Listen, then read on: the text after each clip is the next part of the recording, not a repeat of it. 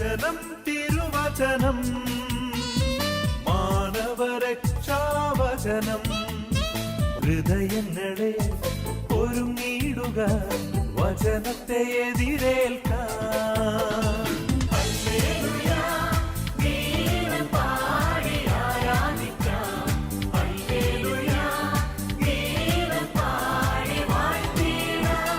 ഈശോ വലിയൊരു ദൗത്യമാണ് നമ്മളെ ഏൽപ്പിക്കുന്നത്. ആ ദൗത്യം എന്താണെന്ന് വെച്ചാൽ ലോകമെങ്ങും പോയി സുവിശേഷം പ്രസംഗിക്കുക എന്നുള്ളൊരു ദൗത്യമാണ് കർത്താവ് നമ്മെ ഏൽപ്പിക്കുന്നത്. പ്രകാരം നിങ്ങൾ ലോകമെങ്ങും പോയി എല്ലാ സൃഷ്ടികളോടും സുവിശേഷം പ്രസംഗിക്കുക. മനുഷ്യരോട് മാത്രമല്ല, മൃഗത്തോടും പ്രകൃതിയോടും പോലും സുവിശേഷം പ്രസംഗിക്കാനാണ് ഈശോ ആവശ്യപ്പെടുന്നത്. കാരണം ഈ ലോകത്തിലെ സകല സൃഷ്ട ജീവജാലങ്ങളും സൃഷ്ടിക്കപ്പെട്ടത് ദൈവത്തിൻ്റെ കരവിരുതുകൾ കൊണ്ടാണ്, ദൈവത്തിൻ്റെ കരങ്ങൾ കൊണ്ടാണ്. ഞാൻ നിങ്ങളോട് ചോദിക്കുന്ന ഒരു ചോദ്യം, ഇതൊക്കെ ഇങ്ങനെ പറയുന്നുണ്ട്, നമ്മൾ എത്ര ആൾക്ക് സുവിശേഷം കൊടുത്തിട്ടുണ്ട്? എത്ര ആളെ നമ്മൾ ഈശോയിലേക്ക് അടുപ്പിച്ചിട്ടുണ്ട്? 2.5% ഉണ്ടായ ക്രിസ്ത്യാനികൾ ഇപ്പോഴും 2.5% താഴെയായിക്കൊണ്ടിരിക്കുക. പ്രകാരം പറയുന്നുണ്ട്. തിമോത്തിയോസിന് എഴുതിയ ലേഖനത്തിൽ 2-ാമത്തെ ലേഖനത്തിൽ 4-ാമത്തെ അധ്യായത്തിൽ പറയുന്നത്, ഞാൻ നല്ല ഓട്ടോടി, ഞാൻ എൻ്റെ ഓട്ടം പൂർത്തിയാക്കി, അതിനാൽ നീതിയുടെ ന്യായാധിപനായ കർത്താവ് നീതിയുടെ കിരീടം എന്നെ അണിയിക്കട്ടെ എന്ന്. ഇത് പറഞ്ഞിട്ടാണ് വൈദികൻ ഒരു പുഷ്പ കിരീടമെടുത്ത് നമ്മുടെ ഓരോരുത്തരുടെയും തലയിൽ വയ്ക്കുന്നത്. കള്ളൽ ഷാപ്പിൽ നിരന്തരം കിടന്നുറങ്ങുന്ന മനുഷ്യൻ്റെ തലയുടെ മേലും ഇത് വെച്ചിട്ട് ആ പുരോഹിതൻ പറയുന്നത് അല്ലേ? ആണോ? അല്ലേ? ചീട്ടുകളിയും മുച്ചീട്ടുകളും എല്ലാ പ്രവൃത്തികളും ചെയ്യുന്ന മനുഷ്യൻ്റെ തലയിൽ വെച്ചിട്ടാണ്. പുരോഹിതൻ അത് ചെയ്യാതെ പറ്റില്ല. കാരണം എന്താ? അത് സഭയുടെ ഒരു പ്രാർത്ഥനയാണ്. അത് ചെയ്യുമ്പോൾ കണ്ടു നിൽക്കുന്ന മനുഷ്യരെന്ത് പറയും? ഒരു നന്മയും ചെയ്യാത്ത, ഒരു ഉപകാരം ചെയ്യാത്ത, ഒരു സുവിശേഷം കൊടുക്കാത്ത, സുവിശേഷം അനുസരിച്ച് ജീവിക്കാത്തവൻ്റെ ശവസ്കാര ശുശ്രൂഷയ്ക്ക് പോലും ഈ പ്രാർത്ഥന ചൊല്ലുമ്പോൾ നമുക്ക് പ്രതിഫലം നൽകുന്നത് ആരാണെന്ന് വെച്ചാൽ ദൈവമായ കർത്താവാണ്. ദൈവമായ കർത്താവിൻ്റെ അടുത്ത് ചെല്ലുമ്പോൾ നമുക്ക് കിരീടം കിട്ടുമോ? കിരീടം കിട്ടില്ലേ? നമ്മൾ സ്വർഗത്തിലായിരിക്കുമോ നരകത്തിലായിരിക്കുമോ? നമ്മൾ എവിടെയായിരിക്കും, ഏതവസ്ഥയിലായിരിക്കുമെന്ന് അവിടെ നിന്നാണ് അത് സ്ഥിരീകരിക്കുന്നത്. കാരണം എന്താണെന്ന് വെച്ചാൽ ഈ ലോകത്തിൽ നമ്മൾ ഒരിക്കലും അത്ര കാര്യമായിട്ട് യേശുവിനെക്കുറിച്ച് പഠിക്കുന്നില്ല. നമ്മൾ പിള്ളേർ, നമ്മുടെ ഈ യുവാക്കൾ എത്രയോ കാര്യങ്ങളെക്കുറിച്ച് പഠിക്കുന്നുണ്ട്. ആരെങ്കിലും യേശുവിനെക്കുറിച്ച് പഠിക്കുകയാണെന്ന് പറഞ്ഞ് നമ്മുടെ അടുത്ത് പ്രത്യക്ഷപ്പെട്ടുണ്ടോ? ഇല്ലല്ലോ. ഫ്രാൻസിസ് മാർപ്പാപ്പ, ബെനഡിക്റ്റ് മാർപ്പാപ്പ, ജോൺ പോൾ 2 മാർപ്പാപ്പയ്ക്കും പറയുന്ന പ്രകാരമാണ്, ഞാൻ യേശുവിനെക്കുറിച്ച് പഠിച്ചുകൊണ്ടിരിക്കുക. പഠിച്ചാൽ തീരാത്ത ഒരു വ്യക്തിയാണ്, അല്ലെങ്കിൽ ഒരു സബ്ജക്റ്റാണ് യേശു ക്രിസ്തു. അല്ലേരിക്കാം. കഴിഞ്ഞ കാലങ്ങളിൽ തൊട്ട് പഠിച്ചവരെല്ലാം പഠിച്ചിട്ട് പൂർത്തിയാകാത്ത മറ്റെല്ലാ വിഷയങ്ങളും നമ്മൾ പഠിച്ചാൽ പൂർത്തിയാകും. ഡിഗ്രിയും ഡോക്ടറേറ്റും അല്ലെങ്കിൽ അങ്ങനെയുള്ള ഡിഗ്രികളും നമുക്ക് കരസ്ഥമാക്കാൻ പറ്റും. ഇവിടെ പറയുന്ന പ്രകാരമാണ്. തുടർന്ന് പറയുകയാണ്, എന്താണ്? നിങ്ങൾ വിശ്വസിച്ച് സ്നാനം സ്വീകരിക്കാൻ രക്ഷപ്പെടും. അപ്പോൾ ഒറ്റ കാര്യമുണ്ട്, വിശ്വസിച്ചിട്ട് സ്നാനം സ്വീകരിക്കുക, മാമോദീസ സ്വീകരിക്കുക, ആ വ്യക്തിയാണ് രക്ഷപ്പെടുള്ളൂ. അല്ലാതെ എല്ലാ വ്യക്തികളും രക്ഷപ്പെടില്ല എന്ന് അവിടെ തന്നെ പറഞ്ഞിട്ടുണ്ട്. അല്ലേലിയ, അല്ലേലിയ. നമ്മുടെ ആത്മശുദ്ധി കണയിലുള്ളവരെല്ലാവരും സ്വർഗത്തിൽ പോകുന്നത് നമ്മൾ ഒരിക്കലും പ്രതീക്ഷിക്കേണ്ട. ഇടവക വികാരി പോലും പ്രതീക്ഷിക്കേണ്ട. നമുക്ക് സ്വർഗരാജ്യത്തിൽ എത്തിപ്പെട്ടാൻ പറ്റൂ എന്നുള്ള ഒരു കാര്യമാണ്. തുടർന്ന് പറയുന്നപ്പോഴാണ്, എൻ്റെ നാമത്തിൽ പിശാചുക്കളെ ബഹിഷ്കരിക്കും. കർത്താവ് വലിയൊരു കാര്യം. നമ്മൾ പേടിച്ചുകൊണ്ടിരിക്കുന്ന കാര്യം എന്താണെന്ന് വെച്ചാൽ പിശാചാണ്. അവിടെ പിശാച്, ഇവിടെ പിശാച്, അവിടെ. നമുക്ക് ഏറ്റവും കൂടുതൽ പേടിയും ഭയമുള്ളത് പിശാചിനെ, ദൈവത്തെ അല്ല. ദൈവത്തെ ഭയപ്പെടുന്നുണ്ടെങ്കിൽ ദൈവത്തെ ഭയപ്പെടുന്ന ഒരു വ്യക്തിയെയും പിശാച് തൊടില്ല. അല്ലേലിയ. ദൈവത്തെ ഭയപ്പെടുന്ന വ്യക്തിയുടെ കൂടെ എപ്പോഴും ദൈവം ഉണ്ടായിരിക്കും. ദൈവത്തിൻ്റെ ശക്തി അവനിൽ പ്രകടമാകും. അല്ലേലിയ. ഒരു കൊച്ചു സംഭവം കാണുമ്പോഴേക്കും നമ്മൾ പേടിക്കുക. അതുകൊണ്ട് ഹബക്കൂക്ക് പ്രവാചകൻ്റെ പുസ്തകത്തിൽ അവസാനത്തെ അധ്യായത്തിൽ പ്രകാരം 3-ാമത്തെ അധ്യായത്തിൽ അവസാനം എന്താ? ആട്ടിൻ തൊഴുത്തിൽ ആടറ്റ് പോയാലും കന്നുകാലി നഷ്ടപ്പെട്ടാലും എല്ലാം നഷ്ടപ്പെട്ടാലും ഞാൻ എന്ത് ചെയ്യുന്നത് വെച്ചാൽ ഞാൻ കർത്താവിൽ ആനന്ദിക്കും, ഞാൻ ദൈവത്തിൽ ആനന്ദിക്കും. അത് ഫിലിപ്പിയക്കാർക്കുള്ള ലേഖനത്തിൽ പൗലോസ് പറയാം, നിങ്ങൾ ആനന്ദിക്കുവിൻ, ഞാൻ വീണ്ടും നിങ്ങളോട് ആനന്ദിക്കുവേൻ. നമ്മുടെ ചെറിയൊരു പ്രശ്നം വരുമ്പോഴേക്കും, ചെറിയൊരു വേദന വരുമ്പോഴേക്കും നമ്മൾ വലിയ വേദനയിലൂടെ കഷ്ടപ്പാടിലൂടെ പോവാം. ഞാൻ ആരെക്കാണ് 21 വർഷങ്ങൾക്ക് അപ്പുറത്ത് ഒരു ജോലി ഉണ്ടായിരുന്ന മനുഷ്യനാണ്. ആരാണെന്ന് വെച്ചാൽ ഒരു ബാങ്ക് ഉദ്യോഗസ്ഥനും ഒരു സ്കൂളിലെ ടീച്ചറുമായിരുന്നു സ്റ്റെല്ലായും ബെന്നിയും. ആ ബാങ്ക് ഉദ്യോഗസ്ഥൻ അസിസ്റ്റൻ്റ് മാനേജറായിരുന്നു. അവൻ്റെ ജോലി രാജിവെച്ചത് ഇപ്രകാരമാണ്. എന്തിനാണെന്ന് വെച്ചാൽ സുവിശേഷം പ്രസംഗിക്കാൻ വേണ്ടിയാണ്. നമ്മുടെ ഇവിടെ ആളുകൾ സുവിശേഷം കേൾക്കാൻ വരുന്നത് എന്തിനാണെന്ന് വെച്ചാൽ ജോലി കിട്ടാൻ വേണ്ടിയാണ്. ഏതായാലും ഈ ബെന്നി പുന്നത്തറ സുവിശേഷം കേട്ടപ്പോൾ എന്ത് ചെയ്തു? ജോലി രാജിവെച്ച് സുവിശേഷം പ്രസംഗിക്കണം എന്നുള്ളൊരു തീഷ്ണത മനസ്സിൽ വന്നു. അവൻ ചെയ്ത ഇപ്രകാരമാണ്. ഒരു ബേസ്ബോളിൻ്റെ പെട്ടി എടുത്തിട്ട് ആ പെട്ടി ഒരു ടെലിവിഷനായിട്ട് കണ്ട് അതിൻ്റെ മുമ്പിൽ നിന്ന് പ്രാർത്ഥിച്ചു. കർത്താവ്, എൻ്റെ മക്കൾക്കൊരു ടെലിവിഷൻ കൊടുക്കണമെന്നല്ല പ്രാർത്ഥിച്ചത്. കാരണം അന്ന് ടെലിവിഷൻ നല്ല വിലയുള്ള സമയമാണ്, TV ഒന്നും ഇല്ലാത്ത കാലഘട്ടമാണ്. ആ പ്രാർത്ഥനയുടെ ഫലമായിട്ട് കരുതു എന്താ? ലോകം മുഴുവനും സുവിശേഷം അറിയിക്കാൻ കർത്താവെ ഒരു ചാനൽ ഞങ്ങൾക്ക് നൽകണമേ എന്ന് പറഞ്ഞാൽ പ്രാർത്ഥിച്ചത്. കർത്താവ് കേട്ടോ? കേട്ടു. കർത്താവ് കേട്ടു. കാരണം എന്താണെന്ന് വെച്ചാൽ സ്വന്തം ആവശ്യത്തിന് വേണ്ടിയല്ല ചോദിച്ചത്, സ്വന്തം ആഗ്രഹത്തിന് വേണ്ടിയല്ല ചോദിച്ചത്. മറിച്ച് കർത്താവെ സകല സൃഷ്ടികളോടും സുവിശേഷം പ്രസംഗിക്കാനായിട്ട് ഒരു മാധ്യമം ഞങ്ങൾക്ക് നൽകണമേ എന്നാണ്. നമ്മൾ ധ്യാനം കൂടാൻ പോകുന്നതും നമ്മൾ മധ്യസ്ഥ പ്രാർത്ഥനയ്ക്ക് പോകുന്ന കർത്താവെ എൻ്റെ പിള്ളേർക്ക് ജോലി കിട്ടണമേ, എൻ്റെ പിള്ളേർ പഠിച്ച് A+ കംപ്ലീറ്റ് വാങ്ങണമേ, എനിക്ക് ഭവനം കിട്ടണമേ, സ്ഥലം കിട്ടണമേ എന്ന് പറഞ്ഞു. കിട്ടാത്തതിൻ്റെ കാരണം എന്താണെന്ന് വെച്ചാൽ ഒറ്റ കാര്യമുള്ളൂ, നമ്മൾ സ്വാർത്ഥരാണ്. ഗവൺമെൻറ് ഓഫീസിൽ കയറിയിരുന്നിട്ട് ഗവൺമെൻറ്റിൻ്റെ ശമ്പളം മേടിച്ചിട്ട് കൈക്കൂലി മേടിച്ച് ഓരോ കാര്യം ചെയ്യുന്നവനെ പോലെയാണ്. കർത്താവ് പറഞ്ഞ ഒറ്റ കാര്യമായിരുന്നു, നിങ്ങൾ മധ്യസ്ഥം പ്രാർത്ഥിക്കുക. നിങ്ങൾക്ക് ക്യാൻസർ രോഗമുണ്ടോ? നിങ്ങൾ ക്യാൻസർ രോഗികൾക്ക് വേണ്ടി പ്രാർത്ഥിക്കുക. എന്തുണ്ടാകുന്ന വെച്ചാൽ ക്യാൻസർ രോഗം മാറും. ഹല്ലേലൂയ. നിങ്ങൾ കടബാധിതരാണോ? കടബാധിതയുള്ള അനേകർക്ക് വേണ്ടി പ്രാർത്ഥിക്കുക. ആ കടബാധിത മാറും. ഹല്ലേലൂയ. പിന്നെ നിങ്ങളുടെ മക്കൾ പറഞ്ഞാൽ കേൾക്കുന്നില്ലേ? നിങ്ങൾ എന്ത് ചെയ്യണം? നമ്മുടെ മക്കളെ വിശുദ്ധി പ്രാപിക്കണമെന്ന് പറഞ്ഞുകൊണ്ടാണ് പ്രാർത്ഥിക്കുന്നത്.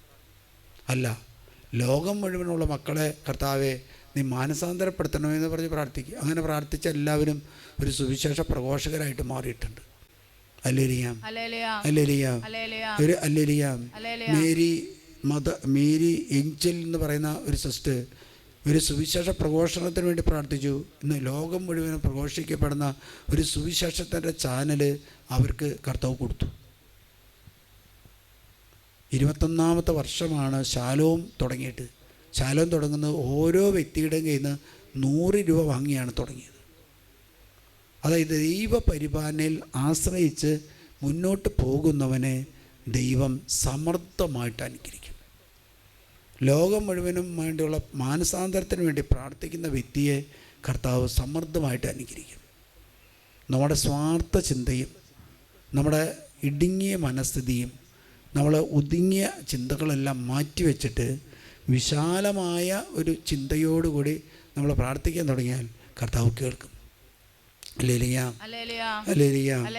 കർത്താവ് കേൾക്കണമെങ്കിൽ നമ്മുടെ മനസ്സിൻ്റെ നമ്മുടെ ബുദ്ധിയുടെ തലത്തിൽ വലിയ മാറ്റങ്ങൾ സംഭവിക്കണം. ജീവിതത്തിൽ അടിപൊളി മാറണം. ഹല്ലേലൂയ.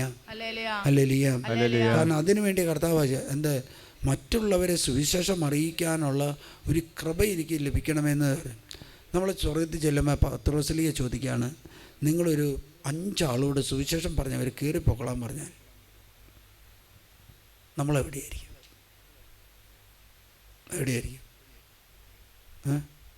ഇപ്പോൾ കയറി പോവോ?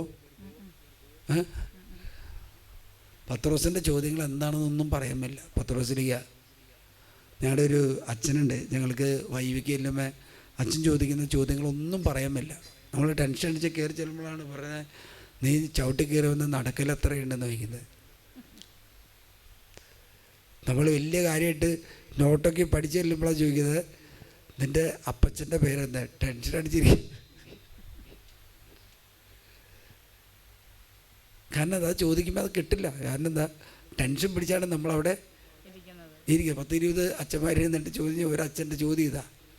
അപ്പം നീ കയറി വരുന്ന സ്ഥലമൊക്കെ നീ പ്രത്യേകം ശ്രദ്ധിക്കണം. എത്ര നടക്കലുണ്ട്, എത്ര ഇതുണ്ട്. ഇത് പറഞ്ഞതിൻ്റെ കാരണം നമ്മൾ ഏറ്റവും കൂടുതൽ പേടിക്കുന്നത് പിശാചിനെയാണ്. അതുകൊണ്ട് പൗസ്റ്റീനയോട് ഈശോ പറഞ്ഞൊരു കാര്യപ്രകാരമാണ്, പൗസ്റ്റീന, എനിക്ക് എല്ലാ ശക്തിയുടെ മേലും അധികാരമുണ്ട്, എല്ലാ ശക്തിയുടെ മേലും എനിക്ക് അധികാരമുണ്ട്. ഹല്ലേലൂയ. അതുകൊണ്ടാണ് ഞാൻ നിങ്ങളോട് ചോദിച്ചത്. കാരണം എന്താ, എല്ലാവരുടെയും സുവിശേഷം പ്രസംഗിക്കാനായിട്ട് കടമയും ബാധ്യതയും ഉള്ളവരാണ് നമ്മൾ ഓരോരുത്തരും. എൻ്റെ ആത്മാവിനെ കടാക്ഷിച്ചുകൊണ്ട് പറഞ്ഞു, എൻ്റെ മകളെ ക്ഷമാപൂർവം കാത്തിരിക്കുക, ഇനിയും അധികം ദീർഘിക്കുകയില്ല. ഈ വാക്കുകൾ എന്നിട്ട് പറയാണ്, ദൈവം എന്നോടൊപ്പമുണ്ടെന്നും അവിടുന്ന് എന്നോടുകൂടി എല്ലാ കാര്യങ്ങളും ചെയ്യുവാൻ ഞാൻ പ്രാപ്തി ആണെന്നുമുള്ള ഉറച്ച ഒരു ബോധ്യം എന്നിൽ രൂപപ്പെട്ടു. കാരണം ഈ പൗസ്റ്റീനയ്ക്ക് എല്ലാം ചെയ്യാൻ പറ്റില്ലായിരുന്നു എന്ന് പറഞ്ഞു കഴിഞ്ഞാൽ കൈക്ക് സ്വാധീനം ഇല്ലാത്തൊരു വ്യക്തിയായിരുന്നു. ലങ്സ് വർക്ക് ചെയ്യാത്ത ഒരു വ്യക്തിയായിരുന്നു പൗസ്റ്റീന. അതുകൊണ്ടാണ് നീ എല്ലാം ചെയ്യാൻ പറ്റുമെന്ന് നീ വിശ്വസിക്കുക. കാരണം എന്താ, ഞാൻ നിൻ്റെ കൂടെ ഉണ്ടായിരിക്കും.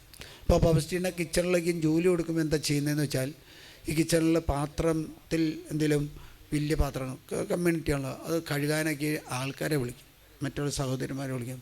അപ്പോൾ പൗസ്റ്റീനോട് ഈശോ പറഞ്ഞു, നീ തന്നെ അത് ചെയ്യണം, നീ അത് ചെയ്യണം. കാരണം എന്താ, ഞാൻ നിന്നോട് കൂടെയുണ്ട്. ഞാനാണെന്ന് വെച്ചാൽ ജോലി ചെയ്യാൻ സഹായിക്കുന്നത് ആരാ? ദൈവമായ കർത്താവാണ്. അതുകൊണ്ട് എന്നിട്ട് ഇപ്രകാരം പറയാം, ഭൂമിയിലും നരകത്തിലുമുള്ള എല്ലാ ഭീകര ശക്തികളും എനിക്കൊന്നുമല്ല. നമ്മൾ പേടിച്ചുകൊണ്ടിരിക്കുന്ന സാധനത്തെക്കുറിച്ച് പൗസ്റ്റീനോട് പറയാണ്, ഭൂമിയിലും നരകത്തിലുമുള്ള എല്ലാ ഭീകര ശക്തികളും എനിക്ക് ഒന്നുമല്ല. അപ്പോൾ കർത്താവിന് അതിൻ്റെ പേരിൽ ശക്തി കൊടുത്തത് എന്താണെന്ന് വെച്ചാൽ ഈശോയുടെ പീഡാനുഭവമാണ്. അതുകൊണ്ട് ഈശോയുടെ ശിഷ്യന്മാർ ഈശോയുടെ പീഡാനുഭവം വേണ്ട എന്ന് പറഞ്ഞവരാ, അല്ലേ? ഈശോയെ മാറ്റി നിർത്താൻ ശ്രദ്ധിച്ചവരാ. ഹല്ലേലൂയ. ഒഴിഞ്ഞു മാറാൻ വേണ്ടി പരിശ്രമിച്ചതാണ്. പീഡാസനം വേണ്ടെന്ന് പറഞ്ഞ പത്രോസ് പറഞ്ഞു, നീ എന്താ സാത്താനി എന്ന് പറഞ്ഞത്. അതിന് ശേഷം ഉണ്ടായ സംഭവം, ഉദ്ധാനത്തിന് ശേഷം ഈശോ മിശിഹായെക്കുറിച്ച് അവർ പ്രസംഗിക്കുമ്പോൾ അവർ പറയുന്ന കാര്യങ്ങൾ എന്തായിരുന്നു എന്ന് വെച്ചാൽ ഇതായിരുന്നു. എന്ത്? യേശുവിൻ്റെ സഹനം, മരണം, ഉദ്ധാനം. യേശുവിൻ്റെ സഹനം, മരണം, ഉദ്ധാനം. കാരണം അതാണ് ഈ സാത്താനെ കീഴ്പ്പെടുത്താനായിട്ട് ദൈവം ചെയ്ത ഏറ്റവും വലിയ ആയുധം. നമ്മുടെ മക്കളൊക്കെയും പറഞ്ഞ് കേൾക്കാതിരിക്കുമ്പോൾ എന്താ പറയുന്നതെന്നാ അമ്മമാർ പറയുന്നൊരു ഭാഷയുണ്ട്. എന്താണെന്ന് അറിയുമോ? ഒന്നും പറഞ്ഞിട്ട് കേൾക്കുന്നില്ലെങ്കിൽ, എടാ നീയൊക്കെ എൻ്റെ ഒരാൾ പറയേണ്ടത് നിൻ്റെ വയറ്റിൽ പിറന്നാണോടാ. കാരണം എന്താ? അതൊരു വേദനയാണ്. 9 മാസം 9 ദിവസം ഒരു മകനെ ഉദരത്തിൽ വഹിക്കുക എന്ന് പറഞ്ഞാൽ അതൊരു വലിയ വേദനയാണ്. അതുകൊണ്ടല്ലേ എന്താ പറഞ്ഞാൽ പ്രസവ വേദന എന്ന് പറയുന്നത്. അത് പറഞ്ഞു കഴിഞ്ഞാൽ പിന്നെ പിള്ളേരൊന്നും പറയില്ല. അല്ലെങ്കിൽ ഇന്നലെ ഒരു ചേച്ചി എന്നെ വിളിച്ചിട്ട് വലിയ സങ്കടം പറയാം. ഞാൻ വിചാരിച്ചു, ക്രിസ്ത്യാനി എന്താ രക്ഷപ്പെടാത്തതെന്ന് അറിയുമോ? ക്രിസ്ത്യാനിക്ക് ദൈവകൽപ്പന പാലിക്കണമെന്ന് ഒരു താല്പര്യമില്ല. 48-ാമത്തെ യെശയ്യാ പ്രവചന പുസ്തകത്തിൽ 18-ാമത്തെ തിരുവചനത്തിൽ പ്രകാരം പറയുന്നുണ്ട്. ഒന്ന് വായിക്കാമോ? 48:18 പറയാണ്, നീ എൻ്റെ കൽപ്പനകൾ അനുസരിച്ചിരുന്നെങ്കിൽ എൻ്റെ സമാധാനം നദി പോലെ ഒഴുകുമായിരുന്നു. നീതി കടലലകൾ പോലെ ഉയരുമായിരുന്നു. നിന്റെ സന്തതികൾ മണൽ പോലെയും വംശം മണൽതരി പോലെയും ആകുമായിരുന്നു. അവരുടെ നാമം എൻ്റെ മുൻപിൽ നിന്ന് ഒരിക്കലും വിച്ഛേദിക്കപ്പെടുകയോ നശിക്കുകയോ ഇല്ലായിരുന്നു. എന്താ? മണൽത്തരി പോലെയാകും. നമ്മുടെ വീട്ടിൽ ഉള്ളത് വിറക് പോലെയാണ്, വേര് പോലെയാണ്. കാരണം എന്താ? ഒന്നുള്ളൂ. അല്ലേരിയ മണൽത്തരി പോലെയാണോ? ആണോ? അല്ലല്ലോ. ഒരു ചേച്ചി പറഞ്ഞു, അച്ഛൻ 2 വർഷങ്ങൾക്ക് മുമ്പ് ഒരിടവയിൽ വന്ന് പ്രസംഗിച്ചു. അന്ന് ഞങ്ങൾക്ക് വേണ്ടി പ്രാർത്ഥിച്ചപ്പോൾ കർത്താവ് പറഞ്ഞു, കർത്താവ് മക്കളെ നൽകി അനുഗ്രഹിക്കുന്നു, ആൺകുട്ടികളെ നൽകുന്നുണ്ടെന്ന് പറഞ്ഞു. അന്ന് 3 പെൺപിള്ളേരാണ്. പ്രാർത്ഥിച്ച് കഴിഞ്ഞപ്പോൾ 4-ാമത്തെ ഒരു കുട്ടി ഗർഭം ധരിച്ചു. അവർ ഭർത്താവും ഭാര്യയും എല്ലാം വന്ന് പ്രാർത്ഥിച്ചു പോയി. ഞാൻ പറഞ്ഞു, നിങ്ങൾ പ്രാർത്ഥിക്കുക, ഒരു ആൺകുട്ടി ഉണ്ടാകാൻ വേണ്ടി പ്രാർത്ഥിക്കാൻ പറഞ്ഞു. ഇവർ സന്ദേശം കിട്ടിയില്ലോ എന്ന് വെച്ചിട്ട് ആൺകുട്ടിക്ക് വേണ്ടി പ്രാർത്ഥിച്ചില്ല, കുട്ടിയുടെ. ചേട്ടൻ പറഞ്ഞു, എന്താ സ്കാൻ ചെയ്ത് കഴിഞ്ഞാൽ എന്ത് കുട്ടിയാണെന്ന് അറിയാം അല്ലേ? സ്കാൻ ചെയ്തപ്പോൾ പെൺകുട്ടിയാണെന്ന് പറഞ്ഞു. ഉടൻ തന്നെ അബോർഷൻ ചെയ്യാൻ പറഞ്ഞു ചേട്ടൻ, അല്ലെങ്കിൽ നിന്നെ ഡൈവേഴ്സ് ചെയ്യുന്നു പറഞ്ഞു. കണ്ടോ, ഇതാണ് ക്രിസ്ത്യാനി. മണൽത്തരി പോലെ ആകണമെന്ന് പറഞ്ഞത് വീട്ടിൽ അത് വേണ്ടെന്നാണ് ചേട്ടൻ പറയുന്നത്. സ്നേഹമുള്ളവർ, ഈ ചേച്ചി പറഞ്ഞു, ഞാൻ എന്ത് ചെയ്താലും ചെയ്യില്ല, ഞാൻ കൊച്ചിനെ വളർത്തും. എനിക്ക് ദൈവം തരുന്നതാണ്. പെങ്കൊച്ചാണേ പെങ്കൊച്ച്, ആങ്കൊച്ചാണേ ആങ്കൊച്ച്. ഹല്ലേലൂയ. അതിനെ ഞാൻ വളർത്തും. ഏതായാലും ഫൈറ്റുകളൊക്കെ കഴിഞ്ഞു. ജനിച്ചു, ഒരു പെങ്കൊച്ചായിരുന്നു. 4ാമത്തെ ഒരു പെൺകുട്ടി. എന്തുണ്ടായെന്ന് വെച്ചാൽ, അവിടെ അടുത്തുള്ള ഒരു ഗവൺമെൻറ് എയ്ഡഡ് സ്കൂളിൽ ദൈവമായ കർത്താവ് ഒരു ജോലി കൊടുത്തു. വർഷങ്ങളായിട്ട് ജോലിക്ക് വേണ്ടി അധ്വാനിക്കുന്ന, പക്ഷെ ജോലി കിട്ടിയില്ല. 4ാമത്തെ കൊച്ചു വന്നപ്പോൾ കർത്താവിനറിയാം ഈ വണ്ടി ഓടണമെങ്കിൽ അവരുടെ ജീവിതത്തിൽ സാമ്പത്തികം വേണമെന്നറിയാം. കർത്താവ് 4ാമത് കൊച്ചിനെ കൊടുത്തപ്പോൾ ഒരു ഗവൺമെൻറ് ജോലി നൽകി അനുഗ്രഹിച്ചു. ഹല്ലേലൂയ. അപ്പോൾ ഇവള് പറഞ്ഞു, നമുക്ക് അടുത്തൊരു കൊച്ചിന് വേണം. ചേട്ടൻ പറഞ്ഞു, ഇനി വേണ്ട, 4 പെൺപിള്ളേരാണ്. ഹല്ലേലൂയ, ഇനി വേണ്ടെന്ന് പറഞ്ഞു. അപ്പോൾ അവർ പ്രാർത്ഥിച്ചു, ഒരു കൊച്ചിന് വേണ്ടി ആഗ്രഹിക്കുകയാണ്, 5ാമത്തെ. അപ്പോൾ അടുത്ത മാസം, പിന്നത്തെ മാസം അങ്ങ് പ്രസവിക്കും. അച്ഛൻ ഒന്ന് പ്രാർത്ഥിക്കണം, ആങ്കൊച്ചല്ലെങ്കിൽ എന്തെങ്കിലും ഇവിടെ സംഭവിക്കും, എന്തെങ്കിലും ഇവിടെ സംഭവിക്കും. എനിക്ക് പേടി വരുന്ന വെച്ചാൽ, എനിക്ക് ആകുലത വരുന്നത്, എനിക്ക് ദുഃഖം വരുന്ന വെച്ചാൽ, എന്തിനെക്കുറിച്ചാണ് ദുഃഖം? 4ാമത്തെ കുട്ടി. ഇവിടെ കർത്താവ് പറയുന്നത്, നിൻ്റെ സന്തതികൾ മണത്തരി പോലെ ആകുമായിരുന്നു. ജെറമ്യാ പ്രവാചക പുസ്തകത്തിൽ പറയുന്നുണ്ട്, നീ പെറ്റു പെരുകണമെന്ന് പറഞ്ഞു. ക്രിസ്ത്യാനി ഇന്ന് പെറ്റു പെരുകല്ല, പെറ്റൊടുങ്ങാണ്. കാരണം നമ്മുടെ കുടുംബത്തിൽ സമാധാനം ഇല്ലാതിരിക്കുന്നത്, സന്തോഷമില്ലാതിരിക്കുന്നത്, ആനന്ദം ഇല്ലാതിരിക്കുന്നത് എന്താ വെച്ചാൽ, ഒരു കൊച്ചോ 2 കൊച്ചോ ഉള്ളൂ, അല്ലെങ്കിൽ 3 കൊച്ചോ ഉള്ളൂ. കുട്ടികൾ കൂടുതലുണ്ടാകുന്ന സമയത്ത് എന്താ, വലിയൊരു ആനന്ദം, വലിയൊരു സന്തോഷം അവിടെ ഉണ്ട്. തല്ലുകൂടും, ഒച്ചപ്പാടുണ്ടാകും. പക്ഷേ അത് കഴിഞ്ഞിട്ട് അവർ തമ്മിൽ സ്നേഹത്തോടെ ഇരുന്ന്, സന്തോഷത്തോടെ ഇരുന്ന് ചെയ്യുന്ന കാര്യങ്ങൾ കാണുമ്പോൾ നമുക്ക് വലിയൊരു സന്തോഷവും ആനന്ദവും കാരണന്മാർക്ക് ഉണ്ട്. ഇപ്പം ചിന്തകൾ മാറി തുടങ്ങി. എത്രയോ ചേട്ടന്മാർ, ഇപ്പോൾ ശാലോമിൽ തന്നെ ഒരു ഇതുണ്ട്, 4-5 കുട്ടികളുള്ള കുടുംബത്തെ അവതരിപ്പിക്കുക. എല്ലാ രൂപതയിലും 3ാമത്തെ കുട്ടി കഴിഞ്ഞ് 4ാമത്തെ കുട്ടിയെ മാമോദീസ മുക്കാനായിട്ട് പിതാവ് ഒന്ന് മുക്കി കൊടുക്കുക. കാരണം അത് അത്രയും ഓഫറുകൾ നടത്തിയിട്ടും വേണ്ട.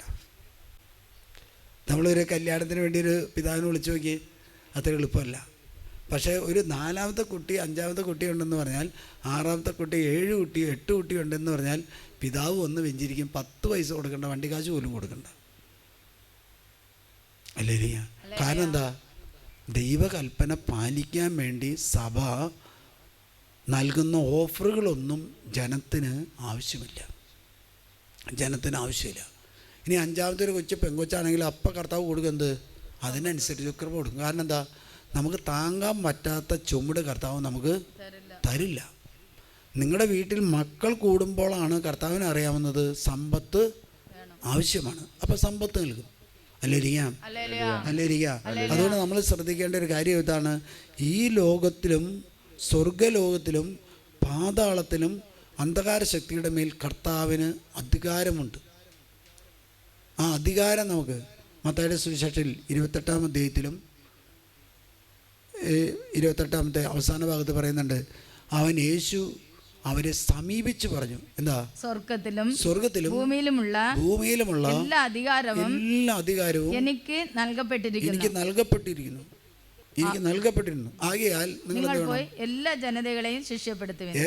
ഈ കാര്യം പറയണം, സ്വർഗത്തിലും ഭൂമിയിലുള്ള എല്ലാ അധികാരവും എനിക്ക് നൽകും. ഈ അധികാരം നമ്മൾ ഉപയോഗിച്ചാലാണ് അധികാരം നമുക്ക് പ്രകടമാകുള്ളൂ. അപ്പസ്തോലന്മാർ അവർ പോയി പ്രസംഗിക്കാൻ തുടങ്ങി. പ്രസംഗിച്ചപ്പോൾ എന്തുണ്ടായി? അവർ പ്രകടമായിട്ട് കണ്ടു. കാരണം എന്താ, അപ്പസ്തോലരുടെ 3-ാമത്തെ എത്തിയിൽ കാലിന് സ്വാധീനമില്ലാത്ത വ്യക്തി എന്താ, ഇത് എഴുന്നേറ്റ് നടക്കുന്നു. യേശു നാമത്തിലാണ്. ഹല്ലേലൂയ. അടുത്ത് പറയാം, ഭൂമിയിലെ സ്വർഗ്ഗത്തിലെല്ലാം ഭീകര ശക്തി എനിക്കൊന്നുമില്ല. ദൈവനാമത്തിൻ്റെ ശക്തിയുടെ മുമ്പിൽ എല്ലാ ശക്തിയും തകർന്നു പോകും. ദൈവനാമത്തിൻ്റെ ശക്തിയുടെ മുമ്പിൽ എല്ലാം തകർന്നടിയും. എൻ്റെ ദൈവവും കർത്താവുമായ അങ്ങയുടെ തൃക്കരങ്ങളിൽ ഞാൻ എല്ലാ കാര്യങ്ങളും വരമേൽപ്പിക്കുന്നു. ഈശോ പറഞ്ഞ വഴി എന്നെ പറയാണ്, ഇവൾ പറയാണ്, പൗശിനെ പറയാം. എങ്ങനെയാണെങ്കിൽ എന്താ, ദൈവകരങ്ങളിൽ, കർത്താവിൻ്റെ കരങ്ങളിൽ എൻ്റെ സകലവിധ കാര്യങ്ങൾ ഞാൻ സമർപ്പിക്കുന്നു. എന്നിട്ട് പറയുന്നതാണ്, എൻ്റെ ആത്മാവിൻ്റെ ഉത്തമമായ നിയന്ത്രതാവെ അങ്ങയുടെ നിത്യതയിൽ എത്തിക്കുന്ന ആഗ്രഹങ്ങൾക്കനുസരിച്ച് എന്നെ നയിക്കണമേ. എത്ര ആൾ പ്രാർത്ഥിക്കുന്നു, പരിശുദ്ധാത്മാവേ എന്നെ നിത്യതയിലേക്ക് നയിക്കണമെന്ന് പ്രാർത്ഥിച്ചിട്ടുണ്ട്. ഹല്ലേലൂയ, നിത്യതയിലേക്ക് നയിക്കണമെന്ന് എത്ര ആൾ പറഞ്ഞത്. അതുകൊണ്ട് പറയാണ് 853, ഇത് 858 853 പറയാം, എൻ്റെ മകളെ നിന്നോടുള്ള സ്നേഹത്തെ പ്രതിയാണ് ഞാൻ സ്വർഗത്തിൽ നിന്ന് ഇറങ്ങി വന്നത്. അപ്പം മനുഷ്യനോടുള്ള സ്നേഹത്തെ പ്രതിയാണ് ദൈവം സ്വർഗത്തിൽ നിന്ന് ഇറങ്ങി ഭൂമിയിലേക്ക് വന്നത്. അല്ലെ, ആ സ്നേഹം നമ്മൾ കാണിക്കുന്നുണ്ടോ? നമ്മൾ കാര്യസാധ്യത്തിന് വേണ്ടിയാണ് കർത്താവിൻ്റെ അടുത്ത് പോകുന്നത്. ആത്മാവിന് വേണ്ടി, പരിശുദ്ധാത്മാവിൻ്റെ ശക്തിക്ക് വേണ്ടി ആരൊക്കെയും പോകുന്നുണ്ട്, അത് കുറവായി. നിനക്ക് വേണ്ടിയാണ് ഞാൻ ജീവിച്ചത്. ഈശോ പറയാം, എനിക്ക് വേണ്ടിയാണ് ഈശോ ജീവിച്ചത്. എന്നിട്ട് വീണ്ടും പറയാണ്, നിനക്ക് വേണ്ടിയാണ് ഞാൻ മരിച്ചത്, നിനക്ക് വേണ്ടിയാണ് ഞാൻ സ്വർഗം സ്ഥാപിച്ചത്. സ്വർഗം നമ്മുടെ പിള്ളേർക്ക് ആഗ്രഹമുണ്ടോ? അവർക്ക് ആഗ്രഹമുള്ള സ്ഥലം ഏതാണെന്ന് യൂറോപ്യൻ രാജ്യങ്ങളാണ്. വല്ല കാനഡയോ വല്ല ഓസ്ട്രേലിയയോ UK അങ്ങനെയുള്ള കാര്യങ്ങൾ ഇവിടെ പറഞ്ഞു വയ്ക്കുകയാണെങ്കിൽ പിള്ളേർ ഇഷ്ടം പോലെ ഇവിടെ ഉണ്ടാവും. നാളെ പ്രസംഗിക്കുകയാണ്, നമ്മൾ പറയാണ്, യൂറോപ്യൻ രാജ്യത്തിലെ ആളുകൾ വന്ന് ഇവിടെ ധ്യാനത്തിൽ വരുന്നവരെ റിക്രൂട്ട്മെൻറ്റ് ചെയ്യുകയാണെന്ന് പറയാം, ജോലി കൊടുക്കാൻ ആളുകൾ വരണമെന്ന് പറയാം. നാളെ ഇവിടെ എന്തുണ്ടാവും? ഇവിടെ എന്തുണ്ടാവും? സ്ഥലം തികയില്ല. നമ്മളത് പൊളിച്ച് കെട്ടേണ്ടി വരും. കാരണം എന്താ? പിള്ളേർക്കെന്താ ആവശ്യം? സ്വർഗരാജ്യമല്ല. പിള്ളേർക്കെന്താ ആവശ്യം? ഈശോയുടെ മരണമല്ല, ഈശോയുടെ സഹനമല്ല. കുട്ടികൾക്ക് ആവശ്യം ജോലിയാണ്. അല്ലേരിയ. കഴിഞ്ഞൊരു ചേച്ചി ഫോൺ വിളിച്ചുകൊണ്ടിരിക്കുക, ഞാൻ ലാൻഡ് ഫോൺ എടുത്തു, ജോലിക്ക് തടസ്സമുണ്ട് അച്ഛൻ പ്രാർത്ഥിക്കണം. അത് കട്ട് ചെയ്തു, മൊബൈലിൽ വിളിച്ചു. അപ്പോൾ ഞാൻ ചോദിച്ചപ്പോൾ ചേച്ചി ലാൻഡ് ഫോണ് അത് ക്ലിയർ ആയില്ല, ഒന്നും ക്ലിയർ ആക്കാൻ വേണ്ടി വീണ്ടും ഞാനവിടെ മാറി നിന്നപ്പോൾ വീണ്ടും ലാൻഡ് ഫോൺ അടിക്കുക. അപ്പോൾ കാരണം ഇത് അടിച്ചടിച്ചിങ്ങനെ പറഞ്ഞു കഴിയുമ്പോൾ ജോലി കിട്ടുകയാണെങ്കിൽ ആയില്ലോ. എന്തെല്ലാം തരികടയാണ് നമ്മൾ ചെയ്തത്. ആ നേരം കൊണ്ട് കർത്താവേ എൻ്റെ മകൻ്റെ മേലൊന്ന് ഇടപെടണമെന്ന്. കാരണം എന്താ? മനുഷ്യരോടൊന്ന് ചോദിച്ചുകൊണ്ടിരിക്കുക, വൈദികരോടാണ് ചോദിച്ചുകൊണ്ടിരിക്കുന്നത്, അല്ലേ? എവിടെ ചോദിക്കേണ്ടത്? നീ ഒന്ന് ജെറമിയ 33:3 പറയുന്നുണ്ട്, അല്ലേ? എന്നെ വിളിക്കുക, ഞാൻ നിനക്ക് മറുപടി നൽകും. നിന്റെ ബുദ്ധിക്ക് അതീതമായ കാര്യങ്ങൾ, നിഗൂഢമായ കാര്യങ്ങൾ ഞാൻ നിനക്ക് വെളിപ്പെടുത്തും. ഹല്ലേലൂയ. യെശയ്യാ പ്രവാചകന്റെ പുസ്തകത്തിൽ 42-ാമത്തെ അധ്യായത്തിൽ 16, അജ്ഞാതമായ മാർഗത്തിൽ കുരുടരെ ഞാൻ നയിക്കും, അപരിചിതമായ പാതയിൽ അവരെ ഞാൻ നടത്തും. അവരുടെ മുൻപിലെ അന്ധകാരത്തെ ഞാൻ പ്രകാശമാക്കുകയും ദുർഘടദേശങ്ങളെ നിരപ്പാക്കുകയും ചെയ്യും. ഇവയെല്ലാം ഞാൻ അവർക്ക് ചെയ്തു കൊടുക്കും. ദുർഘടമായ ഒരു പ്രശ്നത്തിൻ്റെ നടുവിലൂടെയാണ് നമ്മൾ പോയിക്കൊണ്ടിരിക്കുന്നത്, അല്ലേ? കർത്താവ് പറയാണ്, എന്താ? ആ ദുർഘടമായ അജ്ഞാതമായ പാതയിൽ മാർഗത്തിൽ കുരുടരെ ഞാൻ നയിക്കും. വീണ്ടും പറയാണ്, അപരിചിതമായ പാതയിൽ, നമുക്ക് പ്രശ്നങ്ങളുള്ള ഒരു പാതയിലൂടെ നമ്മൾ നടന്നു പോകുമ്പോൾ പറയാണ്, അവരെ ഞാൻ നടത്തും. വീണ്ടും പറയാണ്, അവരുടെ മുമ്പിൽ അന്ധകാരമാണ്. പല കാര്യങ്ങളുടെ മുമ്പിൽ നിൽക്കുമ്പോൾ നമുക്കെന്താണ്? ഒരു വലിയ അന്ധകാരമാണ്, ഒരു വലിയ തടസ്സമാണ്, അല്ലേ? ആ തടസ്സത്തെ കർത്താവ് പറയാണ്, നീ തടസ്സത്തെ എൻ്റെ മുമ്പിൽ കൊണ്ടുപോവാ, ഒന്ന് സമർപ്പിക്കുക. കാരണം എന്താ? ഇടപെടാനായിട്ട് നീ എന്നെ അനുവദിക്കണം. നമ്മൾ ചെയ്യുന്നൊരു കാര്യം എന്താ കഴിഞ്ഞാൽ കർത്താവിനെ ഇടപെടാൻ സമ്മതിക്കില്ല, അല്ലേ? കർത്താവ് അതുകൊണ്ടാണല്ലോ പറഞ്ഞത്, നിൻ്റെ ഭാര്യം കർത്താവിനെ ഏൽപ്പിക്കണം. ഇവിടെ പറയണം, നിൻ്റെ ആ അന്ധകാരം നിറഞ്ഞ, ആ പ്രശ്നങ്ങൾ നിറഞ്ഞ, ആ ശല്യം ചെയ്യുന്ന ആ കുടുംബ പ്രശ്നത്തെ നീ എനിക്ക് വിട്ടുതരിക. മാതാവിൻ്റെ സന്ദേശത്തിൻ്റെ പുസ്തകത്തിൽ ഇപ്പോഴും മാതാവ് പറയുന്നൊരു കാര്യം, മകളെ നീ എന്നെ വിശ്വസിക്കുക, എനിക്ക് സമർപ്പിക്കുക. എന്നിട്ട് പറയുന്നതാ, ദുർഘട ദേശങ്ങളെ നിരപ്പാക്കുകയും ചെയ്യും, ഇവയെല്ലാം ഞാൻ അവർക്ക് ചെയ്തു കൊടുക്കും, അവരെ ഉപേക്ഷിക്കയില്ല. കർത്താവ് പറഞ്ഞ അവരെ ഞാൻ ഉപേക്ഷിക്കില്ല. അവര് അജ്ഞാതമായ മാർഗത്തിലൂടെ കടന്നു പോകും, അവര് ദുർഗതമായ പാതയിലൂടെ കടന്നു പോകും, അവർ അന്ധകാരം നിറഞ്ഞ പാതയിലൂടെ കടന്നു പോകുമ്പോൾ ഞാൻ അവർക്ക് പ്രകാശമായിട്ട് മാറും. പ്രകാശമായി നിങ്ങൾ അത്രയും ശ്രദ്ധിക്കാൻ വചനം സാധ്യതയില്ല. എന്നിട്ട് പറയുന്നത് എന്താ, ഇവയെല്ലാം ഞാൻ ചെയ്തു കൊടുക്കുമെന്ന് ഉപേക്ഷിക്കില്ല. എത്രയോ കർത്താവ് വിശ്വസ്തയോടെ പറഞ്ഞേ. ഒരു ജോലിക്ക് വേണ്ടി വേറെ ഉള്ളവരാണ് ഇതുപോലത്തെ ഓഫർ പറഞ്ഞെങ്കിൽ വിശ്വസിച്ച് തന്നെ. കർത്താവ് പറഞ്ഞതായതുകൊണ്ട് നമുക്ക് വിശ്വാസം ഇല്ല. അല്ലേ? ഒരു മാസം ജോലിയില്ലാത്ത പിള്ളേർ എല്ലാ ദിവസവും രാവിലെ എഴുന്നേറ്റ് പ്രാർത്ഥിച്ച് ദേവാലയത്തിൽ പോയി കുറിസ്ത കുർബാന കണ്ടിട്ട് ജോലി കിട്ടിയില്ലെങ്കിൽ സമ്മാനം ചെയ്യും. അത് ചെയ്യില്ല, അത് ബുദ്ധിമുട്ട് കഴിഞ്ഞ. അല്ലേ? അത് കഷ്ടപ്പാട്. രാവിലെ എഴുന്നേൽക്കുക, കുളിക്കുക, പള്ളിയിൽ പോകാമെന്ന് പറഞ്ഞാൽ അതൊട്ടും നമുക്ക് പറ്റുന്നതല്ല, നമ്മുടെ കാരണവന്മാർക്ക് പറ്റുന്ന. നമ്മളെ സംബന്ധിച്ച് എന്താ, നമുക്ക് പറ്റുന്ന ഇത് വല്ല നെറ്റ് നോക്കുക, വല്ല മൊബൈൽ വഹിക്കുക, വല്ല ചാറ്റിങ് നടത്തുക, അങ്ങനെയുള്ള കാര്യങ്ങളാണെങ്കിൽ എല്ലാവർക്കും വളരെ തൃപ്തിയാണ്, ഇഷ്ടമാണ്. അല്ലേ? അതുകൊണ്ട് പൗസ്റ്റിനോട് പറഞ്ഞേ, ഇതിൻ്റെ മേൽ എല്ലാത്തിൻ്റെ മേൽ എനിക്ക് അധികാരമുണ്ട്, ഭൂമിയുടെ മേലും നരകത്തിൻ്റെ മേലും. അപ്പം നരകത്തിൻ്റെ മേൽ സാത്താനല്ല അധികാരം എന്നാണ് പൗസ്റ്റിനോട് ഈശോ പറഞ്ഞു വെക്കുന്നു. അല്ലേ? അതുകൊണ്ട് നമ്മൾ വിശ്വസിക്കണം. എന്ത് ചെയ്യണം? എന്നിട്ട് പറയാണ്, ഇതെല്ലാം ഞാൻ ചെയ്തത് എന്താണെന്ന് വെച്ചാൽ, ഞാൻ ലോകത്തിലേക്ക് വന്നത് എന്തിനാ? നിന്നെ ജീവിക്കാൻ വേണ്ടിയാണ്. ഞാൻ ഈ ലോകത്തിൽ ജീവിച്ചത് നിനക്ക് വേണ്ടിയാണ്.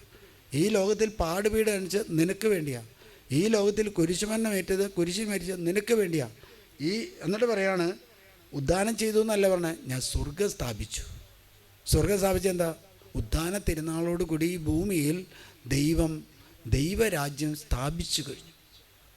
ദൈവരാജ്യം സ്ഥാപിച്ചു കഴിഞ്ഞു. അല്ലേലിയാ. എന്നിട്ട് പറയാണ്, അതിന് ശേഷം ഈശോ എന്നെ മാറോട് ചേർത്തുകൊണ്ട് അരുളി ചെയ്തു, എൻ്റെ മകളെ, വളരെ പെട്ടെന്ന് തന്നെ സംഭവിക്കും. ഇപ്പോൾ സമാധാനത്തോടു കൂടിയായിരിക്കുക. ഞാൻ തനിച്ചായപ്പോൾ കർത്താവ് മതിയെന്ന് പറയുന്ന നിമിഷം വരെ സഹായിക്കുവാനുള്ള ആഗ്രഹം എന്നിൽ ജ്വലിപ്പിച്ചിരുന്നു. ആയിരക്കണക്കിന് വർഷങ്ങൾ ജീവിക്കണമെങ്കിൽ അതൊരു നിമിഷം മാത്രമായി ദൈവീയ പ്രകാശത്തിൽ എന്നോടൊപ്പം. സ്നേഹമുള്ളവർ, അതുകൊണ്ട് ദൈവത്തിൻ്റെ സ്നേഹം നമ്മൾ അനുഭവിക്കണം. കാരുണ്യം എന്ന് പറഞ്ഞാൽ ദൈവത്തിൻ്റെ സ്നേഹമാണ്. കാരുണ്യം. അല്ലേ?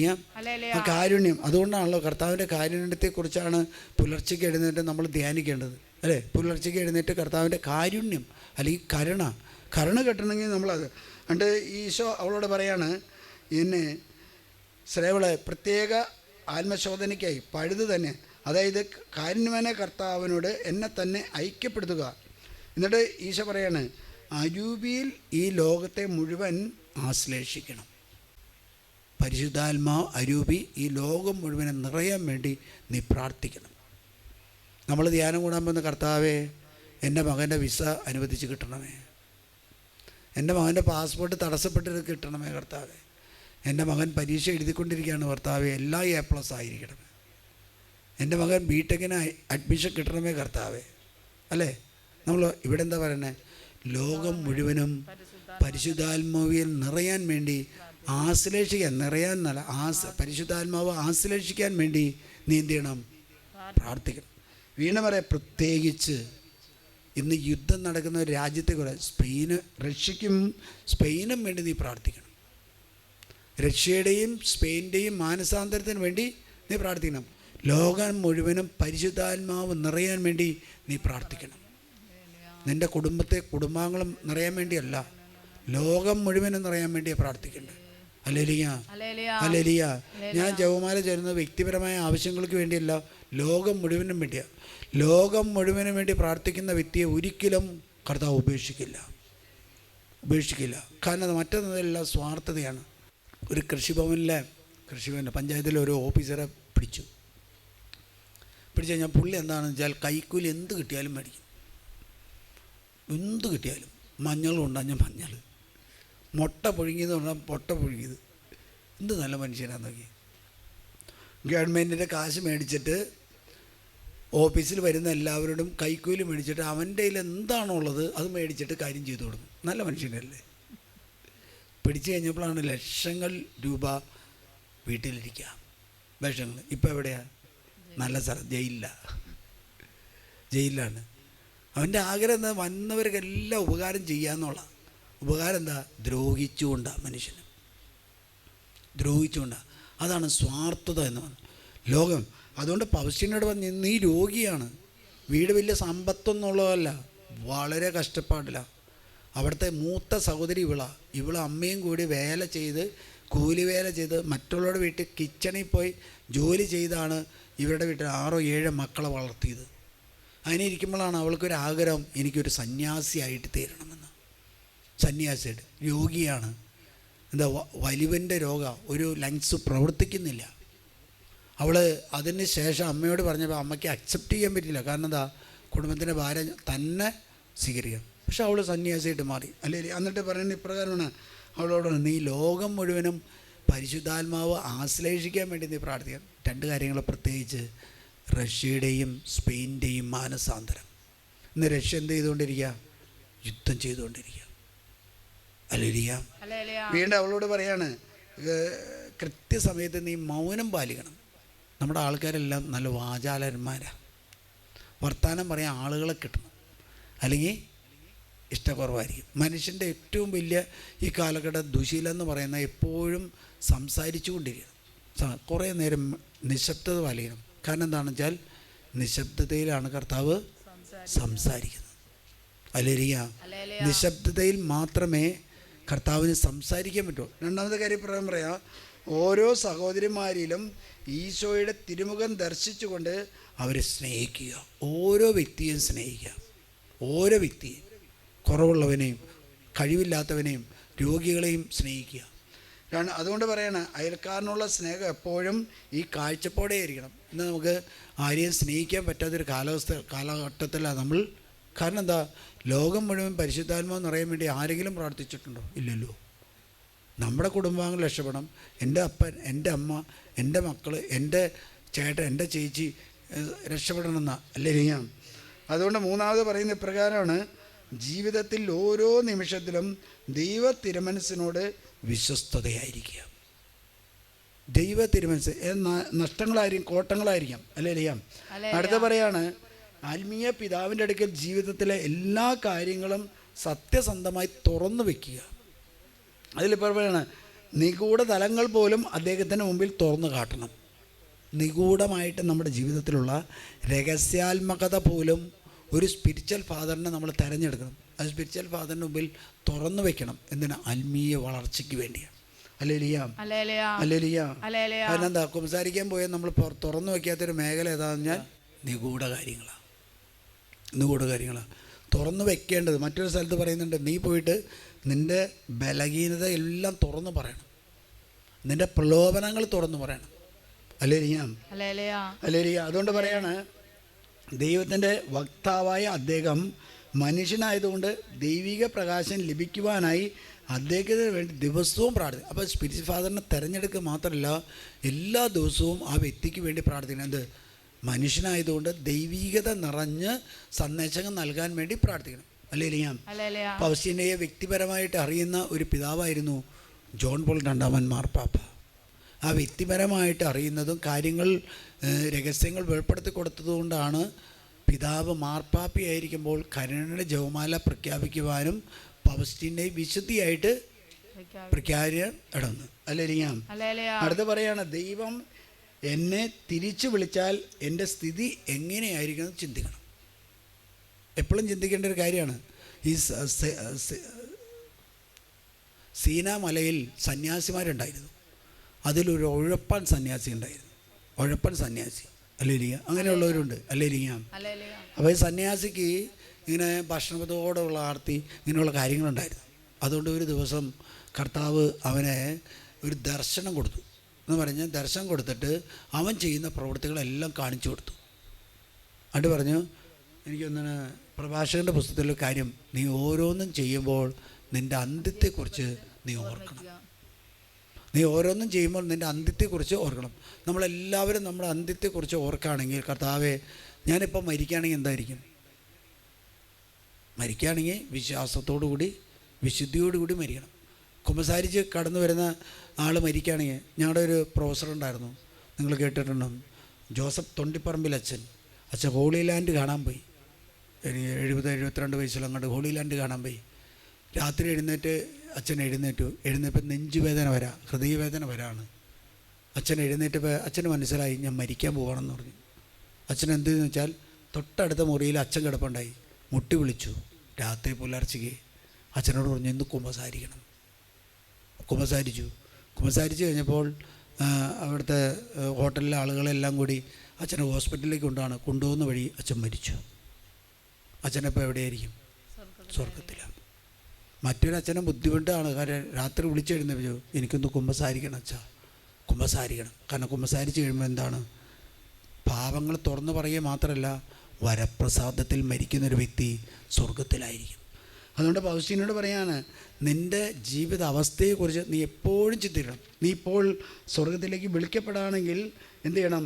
അതിനെക്കുറിച്ച് നിനക്ക് എപ്പോഴും ബോധ്യമുണ്ടാകും. അടുത്ത പറയാണ്, ദൈവത്തെ അകാലങ്ങളിൽ അന്വേഷിക്കാതെ ഉള്ളിൻ്റെ ഉള്ളിൽ തിരിഞ്ഞ് അവിടത്തോടൊപ്പം വസിക്കുക. അകലെയല്ല ദൈവത്തെ അന്വേഷിക്കേണ്ടത്, തൊട്ടടുത്തുള്ളതിലാണ്. നിങ്ങളൊന്ന് ശ്രദ്ധിച്ചു, നിങ്ങളുടെ ശരീരത്തിൽ പൂർണ്ണ നിശബ്ദത പാലിക്കുകയാണെങ്കിൽ നിങ്ങളുടെ ഹൃദയം ഇടുപ്പ് നിങ്ങൾക്ക് മനസ്സിലാവും. ഞാൻ അങ്ങനെ ധ്യാനത്തിന് പോയിട്ട് അവർ കാണിച്ചു തന്നു. നമ്മൾ പൂർണ്ണ സൈലൻറ്റ് വന്നാൽ ഹൃദയം ഇടിക്കുന്നതും നമ്മുടെ ശരീരത്തിലെ ഓരോ അവയവങ്ങളും ചലിക്കുന്നതും നമുക്ക് കേൾക്കാൻ. നമ്മുടെ വീട്ടിലൊരു ടൈം പീസ് വെച്ച് കഴിഞ്ഞാൽ, അല്ലെങ്കിൽ ഒരു മൊബൈൽ വെച്ച് കഴിഞ്ഞാൽ അതിങ്ങനെ ചലിക്കുന്നത് നമുക്ക് കേൾക്കാൻ പറ്റും. അതേപോലെയാണ് ശരീരത്തിൽ ശരീരത്തിൻ്റെ ഓരോ ഭാഗത്തിനും ചലനങ്ങളുണ്ട്. ആ ചലനങ്ങൾ ശ്രദ്ധിക്കാനായിട്ട് മനസ്സിലാക്കാനായിട്ട് സാധിക്കും. അടുത്ത് 10ാമത്തെ കാര്യം പറയാണ്, എന്ത് ചെയ്യുന്നത് വെച്ചാൽ ഒത്തിരി അടുത്ത ബന്ധങ്ങൾ സ്ഥാപിക്കുകയല്ല വേണ്ടത്. ആൾക്കാരായിട്ട് ബന്ധങ്ങൾ, നമ്മളെന്താണ് ചെയ്യുന്നത്? പന്തക്കോസുകാർ വണ്ടി കയറിയാൽ എന്ത് ചെയ്യുന്നത് വെച്ചാൽ അവർ ബന്ധങ്ങൾ സ്ഥാപിക്കും. അല്ലേ? തൊട്ടടുത്തിരിക്കുന്ന എല്ലാവരോടും ബന്ധങ്ങൾ ചോദിച്ച് അവരുടെ ഫോൺ നമ്പർ മേടിച്ച് അവരെ പ്രാർത്ഥനയിലേക്ക് വിളിക്കും. നമ്മളാണെങ്കിൽ തൊട്ടടുത്തിരിക്കുന്ന ഒരാളോടും മിണ്ടില്ല. ഒരാളോടും മിണ്ടില്ല. അതായത് എന്താ? ബന്ധങ്ങൾ കൂടുതൽ സ്ഥാപിക്കരുത്, ദൈവത്തോട് ബന്ധം സ്ഥാപിക്കണം. മനുഷ്യൻ ഇന്ന് ചെയ്തുകൊണ്ടിരിക്കുന്ന കാര്യം ബന്ധങ്ങളെല്ലാം മനുഷ്യന്മാരോട് ബന്ധപ്പെട്ടുകൊണ്ടിരിക്കുക. അല്ലേ? ആണോ അല്ലേ? വാട്സപ്പ്. രാവിലെ എഴുന്നേറ്റാൽ നമ്മൾ ആദ്യം നോക്കുന്നത് എന്തായിരിക്കും? വാട്സപ്പ് ആയിരിക്കും. രാവിലെ ആദ്യം എഴുന്നേറ്റാൽ പ്രാർത്ഥിക്കണം, മുട്ടുകുത്തി കർത്താവിനോട് പ്രാർത്ഥിക്കണം. പെട്ടെന്ന് വാട്സപ്പ് എടുക്കാൻ പോകാനല്ല ചെയ്യേണ്ടത്. ഒരു റബ്ബർ വെട്ടാൻ പോകുന്നൊരു ചേട്ടൻ എന്നോട് പറഞ്ഞൊരു കാര്യമാണ്.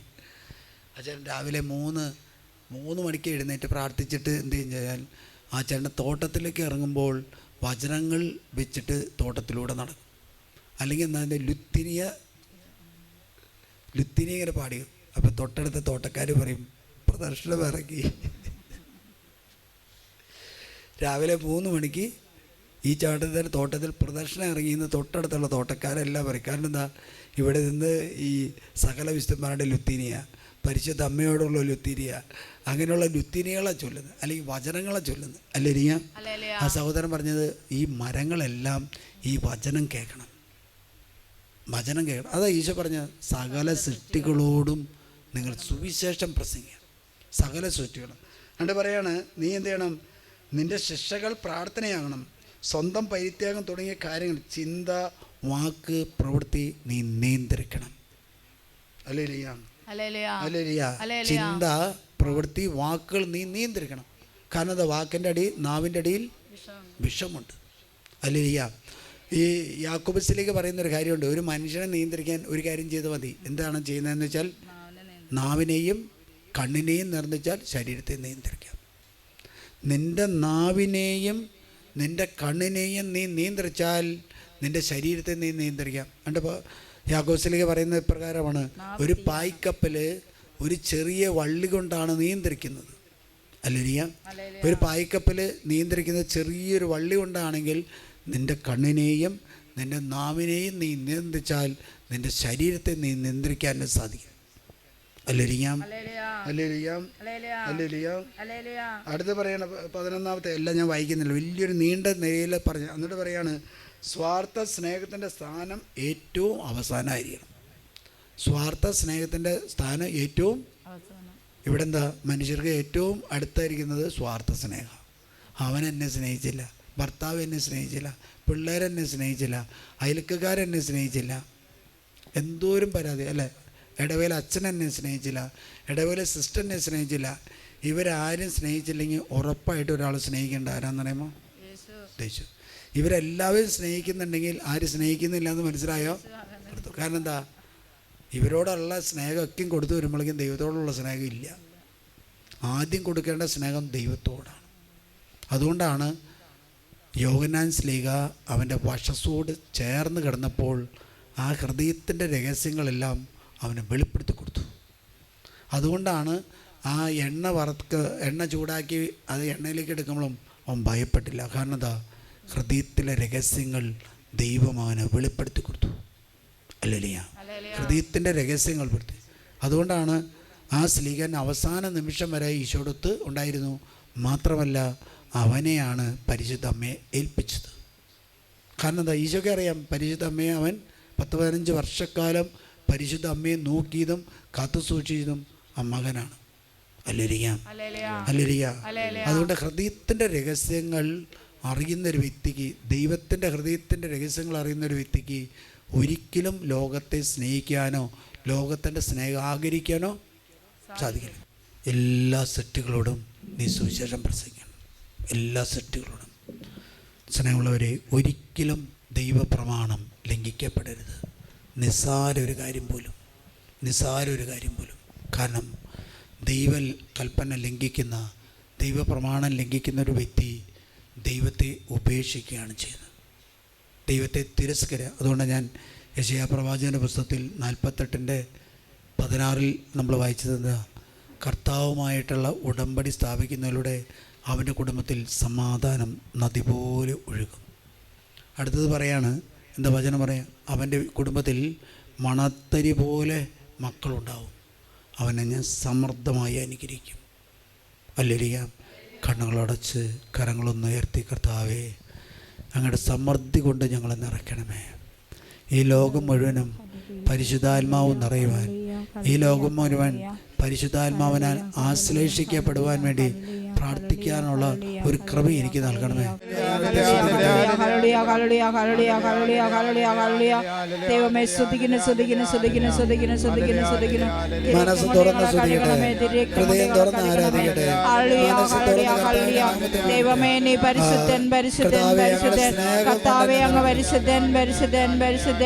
ദൈവമേ ആരാധന. മഹത്വം. കർത്താവേ സ്തുതിക്കുന്നു.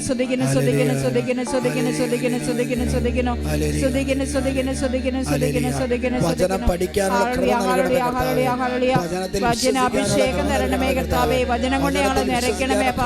ഞങ്ങളുടെ സന്ധിബന്ധങ്ങളിൽ മധ്യയിൽ മാംസത്തിലെ കോശങ്ങളിലെ കർത്താവേ ആത്മാവേ നിറയണമേ, നിറഞ്ഞു കവിയണമേ. വചനം കൊണ്ട് അഭിഷേകം ചെയ്യണമേ. സ്തുതിക്കുന്നു.